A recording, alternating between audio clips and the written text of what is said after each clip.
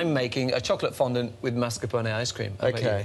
Well, I'm going to make, I think, a delicious raspberry and almond tart. And I think it's pretty ultimate. Yeah. But judging by the last 2 rounds, I'm not so sure. So let's make some pastry. Right, OK, so here's the flour in that. In there, I'm going to check my icing sugar. OK, so it's nice, super sweet but super soft pastry. Because there's so much sugar in it, you can handle it without it going tough. OK, vanilla pod. Is it short? It is short. A pinch of salt in there. Just a little bit of lemon. Matt grates in the zest of a lemon, adds plenty of cubed soft butter and 2 egg yolks. Right, then I'm going to use my hands and just pinch it together. Once the pastries come together, he lays it on cling film and rolls it up. That's going in the fridge. It's very, very soft now. It's going to go and firm up in the fridge for about a good hour or so.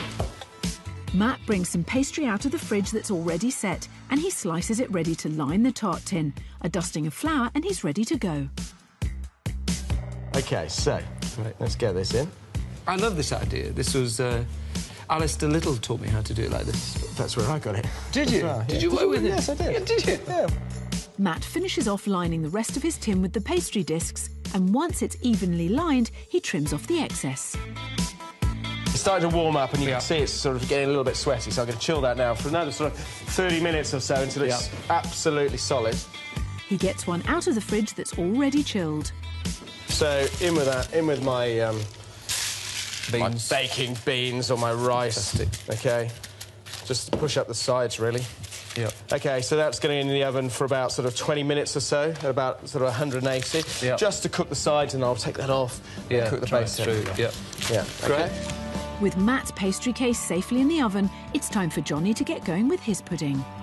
I'm going to start off with my mascarpone ice cream. Okay. Mascarpone and vanilla. So I've already scorched my milk and cream, which literally means when the bubbles appear around the edge, then literally turn it off and that's it. You don't want to have it too hot.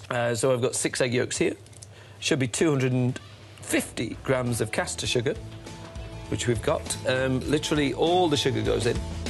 He gives it a good whisk and he's ready to add the milk and cream. So all I'm looking to do is get this cream, vanilla, the whole lot into there. The vanilla pot, the whole lot can go in, because I'm going to sieve it later on. Give it a mix quite quick. So the yolks, the cream, the milk go back into the pan, and then we cook it through as we would cook an anglaise. So literally, it's old school. Back onto a lowish heat. The custard is cooked until it starts to thicken and it's ready to add to the mascarpone. Strain this through onto our mascarpone, so it's just going to catch the vanilla pods. Right, so what's the mascarpone bring in? Just brings that added extra. Johnny whisks the custard into the mascarpone to combine, and it's ready to go into the ice cream maker.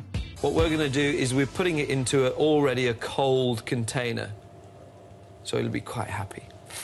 All of that absolutely perfect mascarpone ice cream. In goes the churner and switch it on.